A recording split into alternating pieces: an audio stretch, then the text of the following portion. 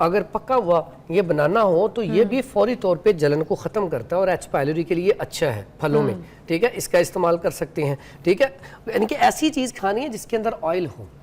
Proper पहला इलाज इसका क्या है कि इसको हम फौरी तौर पे स्टक करें, ठीक है, फौरी तौर पे तबीयत बहाल। उसके लिए तर गर्म चीज़ें खिलाएं, जैसे ये रोगनियात हैं, आप उसे कैस्टर ऑयल पिला दें, 1 कप गर्म पानी में 1 चम्मच मिला के पिला दें या दूध में पिला दें, या इसी तरह ये रोगने बादाम है, 1 कप गर्म दूध या गर्म पानी में ये पिला दें। ये तो उनके पेट की ड्राइनेस को भी हाँ, खत्म करेगा। अब ये क्या करेगा, ये ड्राइनेस खत्म करेगा, कॉन्स्टिपेशन खत्म करेगा, स्टूल सही तरीके से आएगा। अब फौरी मर्ज जो है वहां पे ठीक होना शुरू हो गया। लेकिन प्रॉपर इलाज के लिए फिर हम गर्म तर चीज़ें, जैसे ये मैंने नुस्खा बताया है, उसके अलावा ये इसमें ये गूंद कतीरा, इसका बहुत बड़ा अमल दखल है। जैसे हम लुब्रिकेशन पैदा करने के लिए गर्मियों में जैसे ही हमारी नकाहत कमज़ोरी हो जाती है तो उसके लिए हम ये इस्तेमाल करवाते हैं, तो फौरी तौर पे तबीयत बहाल हो जाती है। इसी तरह जब ये हम इस्तेमाल करेंगे, सुबह थोड़ी सी रात को भिगो दें 2-3 दाने, सुबह दूध में डाल के या पानी में डाल के पी लें, तो एच पायलोरी के लिए भी अच्छी है और अल्सर के लिए। अल्सर की जो मेन वजह है, हाँ, गूंद कतीरा। अच्छा, ये बताइएगा कि दही खट्टी चीज़ें इसका इस्तेमाल कर सकते हैं H pylori patients? H pylori patient खट्टी चीज़ें बिल्कुल नहीं खाएगा, क्योंकि खट्टी चीज़ें जो है इससे तो एच पायलोरी बढ़ेगा, तो खटास ऐसे पेशेंट के लिए बिल्कुल भी ठीक नहीं है। यानी कि खट्टे फल हो जाए या कोई भी खट्टी चीज़ हो जाए, ये एच पायलोरी वाले पेशेंट के लिए नहीं, बिल्कुल नहीं अच्छी दही।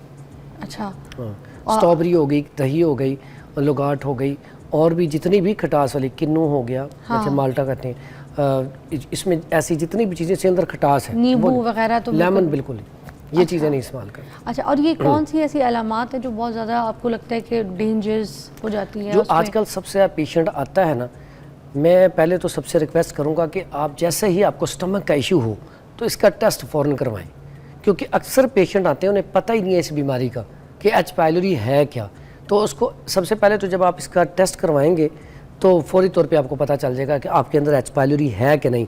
अगर है तो उसका इलाज करवाएंगे। इसकी जो कॉमन आजकल जो सबसे बड़ी अलामत आ रही हैं, एक तो मैदे में तेज़ाबियत गैस, उसके बाद खौफ बहुत ज़्यादा, ऐसा पेशेंट जो उसके अंदर खौफ बहुत ज़्यादा होता है कि मुझे कुछ हो जाएगा, ठीक है, या खुदा न खास्ता मैंने बस मर जाना है, यानी कि ऐसा खौफ। उसके बाद क्या होता है, ऐसा पेशेंट यहाँ पे तेज़ाब ही रहता है, सुबह उठते ही वॉमिटिंग वाली कैफियत, डकार आना शुरू हो जाते हैं, यहाँ पे जलन और दर्द रहना शुरू हो जाती हैं। ये ऐसी कॉमन डिजीज़ है, फिर वो जल्दी ठीक नहीं होता, जल्दी ठीक नहीं होता। वो कहता है मैंने ये फ़लाँ पक्की भी बना के खा ली, फ़लाँ सफ़ूफ खा लिया, फ़लाँ मैंने कहवे पी लिए, और अक्सर औकात पेशेंट आ गएगा, मैंने वो जो आम एक मुहावरा मशहूर है, मैंने कोई डॉक्टर नहीं छोड़ा, मैंने कोई हकीम नहीं छोड़ा। लेकिन असल मसला क्या होता है कि उसकी तशख़ीस सही नहीं हो पाती। मैं कहता हूँ आप ना इसका एक टेस्ट करवाएं। एक कॉल है शहजादी की लाहौर से, शामिल करते हैं। अस्सलाम वालेकुम शहजादी। कैसी हैं आप? शुक्र अल्हम्दुलिल्लाह। शहजादी, क्या पूछना चाहेंगी? एच पायलोरी के ऊपर बात कर रहे हैं आज हम। जी जी, मैंने हकीम साहब से पूछना है कि इन्होंने देसी घी के बारे में बात की है, तो मैं गर्म पानी में सुबह 1 चम्मच डाल के या आधा चम्मच देसी घी का डाल के पीती हूँ, तो इसके बारे में मुझे बताइएगा कि ये कितनी कंटिन्यू मैं खूबसूरती के लिए, यानी कि ना यहाँ पे आपके प्रोग्राम में एक आई थी तो उन्होंने बताया था। कौन आई थी, किन्होंने बताया था? कौन आए थे, किन्होंने बताया था? नईमा आपा ने। अच्छा, नईमा जी ने, कि सुबह नहार मुँह जो है देसी घी पानी में डाल के पी लिया करें नीम गर्म। और दूसरी बात एक और पूछनी है कि जो आंवला ताज़ा मिलता है उसको अगर हम अपने घर में सेव करना हो तो क्या तरीका है? मैंने मुरब्बा उसका बनाया था तो वो कड़वा बन गया बहुत ज्यादा ना, इसके लिए अगर ताज़ा आंवला मुझे मिले तो मैं उसको कैसे संभाल के रख सकती हूँ? ठीक है शहजादी जी, दोनों का जवाब देते हैं। सबसे पहले ये बताते हैं, नईमा जी ने इनको बताया था कि जो गर्म पानी है ना उसमें देसी घी डाल के सुबह नहार मुँह पी लें तो उससे खूबसूरती के लिए वो बहुत अच्छा है। अच्छा, ऐसे लोगों के लिए जिनके अंदर ड्राइनेस है वो चंद दिन पी सकते हैं। अदरवाइज़ ऐसे पेशेंट जिनके अंदर रतूबात की ज़्यादती है, नज़ला, ज़ुकाम या खून, पहले कोलेस्ट्रॉल ज़्यादा है, ट्राइग्लिसराइड ज़्यादा है, ऐसे पेशेंट को नहीं पीना चाहिए, क्योंकि ऐसे पेशेंट क्या होगा, उन्हें कुछ दिनों बाद वॉमिटिंग आना शुरू हो जाएगी। या ऐसा पेशेंट जिसके अंदर पहले ही कोलेस्ट्रॉल ज़्यादा है, ट्राइग्लिसराइड ज़्यादा है, उसका वेट बढ़ जाएगा, क्योंकि पहले ही उसको सही तरीके से डाइजेस्ट नहीं हो रहा, उसके लिए ये नुकसानदेह है। इसको कंटिन्यू वो ऐसा पेशेंट करे जिसके अंदर ड्राइनेस है, खुश्की बहुत ज़्यादा है, कब्ज़ की शिकायत रहती है बहुत ज़्यादा, तो फिर वो चंद दिन इस्तेमाल कर ले, लेकिन रेगुलर इस्तेमाल ना करें। चंद दिन कितने दिन? मतलब 1-2 हफ्ते इस्तेमाल करें, और निहार मुँह, लेकिन शहद के बगैर नहीं, शहद इस्तेमाल करके। अच्छा, उसमें शहद, शहद अगर इसके अंदर डाल के इस्तेमाल किया जाएगा तो इसका साइड इफेक्ट नहीं, फ़ायदा ही फ़ायदा होगा, लेकिन वो भी चंद दिन, ज़्यादा दिन इस्तेमाल ना करें। अच्छा, ये ठीक दोनों है। चीजें चंद हैं। अब उसके बाद मुरब्बा आमला, मुरब्बा आमला जो है नहीं, ताज़ा, मगर वो खूबसूरती के लिए है, वो खूबसूरती के लिए देखें ना, जिनके अंदर ड्राइनेस होती है, अब खुश्की, अब ज़मीन भी जो खुशक हो जाती है ना, तो वो खूबसूरत नहीं रहती, उसके ऊपर से जो हरी भरी फसल होती है वो तबाह हो जाती है। तो ऐसे ही इंसान है, जब इंसान के अंदर ड्राइनेस पैदा होती है, खुश्की पैदा होती है, बाल जो है बेरौनक हो जाती हैं, चेहरा बेरौनक हो जाता है, तो उससे ड्राइनेस ख़त्म हो गए, ऑयली कह लें कि ऑयली चेहरा हो जाता है, तबीयत बेहतर हो जाती है। लेकिन अकेला देसी घी नहीं, उसमें खाने में सब्जियां इस्तेमाल करें, वेजिटेरियन बन जाए तो आपका चेहरा बड़ा ज़बरदस्त ग्लो करेगा, जिसमें सब्जियां खाएं या कद्दू घी या तोरी टिंडे, इनके अंदर अगर देसी घी इस्तेमाल किया जाए वो ज़्यादा इफेक्टिव है चेहरे ग्लो के लिए, चेहरे की खूबसूरती के लिए। अच्छा ठीक है, पीने के लिए नहीं? पीने के लिए इस्तेमाल करें लेकिन वो कम। चंद दिन। हाँ। अच्छा ठीक है। और दूसरा वो जो आपसे पूछ रही आंवला वाला, आंवला, आंवले का बड़ा, वो कह रही है कड़वा बन गया। हाँ, मैं उसका तरीका बताता हूँ। आंवला ताज़ा आ जाए, उसको आप साफ से पानी में पहले धोएं, धोने के बाद उसे ना उबाल लें। जब उबल जाए, उबलने के बाद उसे आप किसी भी टोकरी, ऐसी टोकरी में जिसमें वो निचड़ जाए, साफ़ हो जाए, यानी कि खुशक हो जाए, फिर उसका क्या करना है, आपने उसमें कुछ छुरी लेके थोड़े थोड़े सुराख कर लें, छोटे छोटे सुराख कर लेंगे जैसे। वो सुराख करने का मकसद क्या होता है कि जब वो आपका खुशक हो गया, खुशक होकर रख लें ड्राई, अब आपने शीरा बनाना है। शीरा क्या, 1 किलो चीनी तो 1 किलो पानी साथ डाल लें। अब उसका आप शीरा बनाएं। शीरा इस तरह बनाना कि जब वो हम देसी, वैसे तो हमारे पास तो ब्रिक्सोमीटर होते हैं, आप अगर आम रूटीन में आप बनाना चाहते हैं तो जब ऐसे आप गिराएंगे ना शीरा नीचे, तो वो एक ना मोती की तरह बन जाएगा। जितनी देर तक तो वो फैलता रहेगा वो शीरा तैयार नहीं हुआ। जब वो मोती की तरह बनना शुरू हो जाए तो आपका शीरा तैयार है। अब शीरा तैयार हो गया, अब वो ड्राई आंवला जो है उसमें डाल कर रख दें तो आपका वो आंवला ख़राब नहीं होगा। अगर उसमें आप थोड़ी सी टाटरी मिला दें, ठीक है, सिट्रिक एसिड, तो वो ज़्यादा देर तक पड़ा रहेगा, वो ख़राब नहीं होगा। ये इसका मुरब्बा बनाने का तरीका बता दिया मैंने कि मुरब्बा आंवला ऐसे बनाया जाता ऐसे कड़वा नहीं है। बनेगा। अगर आपने इसको कड़वा नहीं बनेगा हाँ, नहीं, ज़बरदस्त बनेगा। और सादा खाना चाहते हैं तो उसको ड्राई कर लें, ड्राई करके शुगर पेशेंट वैसे ही खाएं। हुमैरा की कॉल है लाहौर से। अस्सलाम वालेकुम हुमैरा। वालेकुम सलाम, कैसी हैं आप? ठीक ठाक हुमैरा, क्या पूछेंगी, क्या कहेंगी?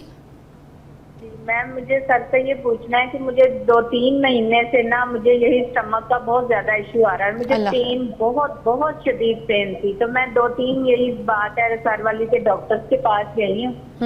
लेकिन ये है कि जब मेरा एंड पे एक डॉक्टर ने एच पाइलरी का टेस्ट किया तो मेरा पॉजिटिव आया, लेकिन ना मेरी पेन अभी भी ठीक नहीं हुई। मुझे मुख्तलिफ कोर्सेज करवाए गए हैं, 2-3 डॉक्टर ने कोर्स करवाए, अब भी मैं एक कोर्स कर रही हूँ, लेकिन अभी भी बेचैनी और वो बस पेन ठीक नहीं हो रही है अभी भी। साथ बात कीजिएगा फरहान भाई। अच्छा, इसके लिए ना सबसे बेहतरीन है कि ये जो मैंने अभी नुस्खा बताया, हल्दी, मुलट्ठी और सौंफ, तीनों चीज़ें बराबर वजन लेके इसका फाइन पाउडर कर लें। चम्मच का चौथाई हिस्सा सुबह, दोपहर, शाम, खाने से 1 घंटा पहले या खाने के 1 घंटा बाद ताज़ा पानी के साथ इस्तेमाल किया जाए तो फौरी तौर पे दर्द में रिलीफ आना शुरू हो जाएगा और चंद दिन में जैसे ही वो ज़ख्म क्लियर होंगे दर्द रुक जाएगा। खाने में इसमें जो है ना वो परहेज ज़रूरी है। सुबह नाश्ता दलिया जो करें, दोपहर में सब्जियां खाएं या कद्दू घी या तोरी टिंडे वगैरह, और इसमें टोटल खुशक चीज़ें खसूसन चाय और खाना खाते ही सोना, इस तरह की चीज़ें बंद कर दें। फास्ट फूड, जंक फूड का इस्तेमाल 2 बार, 2 बार जौ का दलिया दो, और जो भी सालन खाएं उसमें देसी घी थोड़ा सा टच कर लें। और इसमें इसबगोल भी डाल सकते हैं जौ के दलिये में? हाँ बिल्कुल। और इसबगोल सुने, ऐसा पेशेंट अक्सर क्या होता है कि इसबगोल का छिलका बहुत इस्तेमाल करना शुरू कर देते हैं कब्ज़ के लिए। छिलका इसबगोल मुसलसल इस्तेमाल करना जोड़ों में दर्द पैदा करता है। आपने जब भी छिलका इसबगोल कब्ज़ के लिए भी इस्तेमाल करना हो तो उसके अंदर शहद का इस्तेमाल करें। शहद उसमें डाल के माजून बना के 1 चम्मच खा लें, उससे क्या होगा, नकाहत कमज़ोरी नहीं होगी, एक तो स्टूल पास हो जाएगा और ये इतना ज़बरदस्त माजून है, स्टमक भी आपका ठीक रहेगा। उसके बाद इसी में ना उसमें इसमें चिया सीड, ये जो बहना बात कर रही है ना, ये चिया सीड भी इस्तेमाल कर सकती हैं। अगर ये भगो के तो ये उसमें डाल के, दूध में डाल के, पानी में डाल के इस्तेमाल कर लें। फिर ये तुलसी के बीज, ये तो आम मशहूर चीज़ है, इसको तुख्मे रेहान भी कहते हैं, बड़े बेहतरीन है। इसमें एक कॉल है फरजाना की, उनकी भी शामिल करते हैं। अस्सलाम वालेकुम फरजाना जी। वालेकुम अस्सलाम जी, मुझे ये पूछना था कि मेरा थोड़ा सा तेजाबियत का मसला है। मैं जब सुबह को उठती हूँ तो मुंह में तेजाब सा आया होता है, मुंह खुश्क हो जाता है और कड़वा सा हो रहता है मुंह ना मेरा। जब तक पानी पीनाती हूँ तो मुंह कड़वा कड़वा रहता है, और इसके अलावा गैसेस बहुत बनती हैं और मेरे कॉन्स्टिपेशन भी है, हो जाती है। बताइएगा। अच्छा, ये ना, ये जब रतूबात की ज़्यादती हो जाती है तब आपका खाना सही तरीके से डाइजेस्ट नहीं होता। जब खाना अच्छे तरीके से हजम नहीं होता तो वो खाना फिर यहीं पे खड़ा रहता है। इसके लिए पुदीना, अजवाइन और सौंफ, इसका अगर कहवा बना के पिया जाए तो फौरी रिजल्ट मिलता है। अगर इसका पाउडर बना लें, पुदीना, अजवाइन और सौंफ, इसमें ये तीनों 50-50 ग्राम ले लें। थोड़ा सा काला नमक डाल के इसका पाउडर बना के रख लें। स्टमक के लिए, मैदे के लिए कह लें कि ये बहुत सारी बीमारियों के इलाज है और बहुत सारी बीमारियां मैदे से ही स्टार्ट होती और हैं। ये गट हेल्थ के लिए भी अच्छा जी, ये गट हेल्थ के लिए, मैदे के लिए स्कूप बना के रख लें। अगर आपका मैदा ठीक है तो समझिए आप बिल्कुल ठीक है। क्या तो बात इसलिए ये वाला नुस्खा जो है आम रूटीन में भी घरों में इस्तेमाल किया जाए तो मैं समझता हूँ कि मैदे का मरीज और यूरिक एसिड का मरीज भी बेहतरीन रहेगा। क्या बात है फरहान भाई, बहुत अच्छे।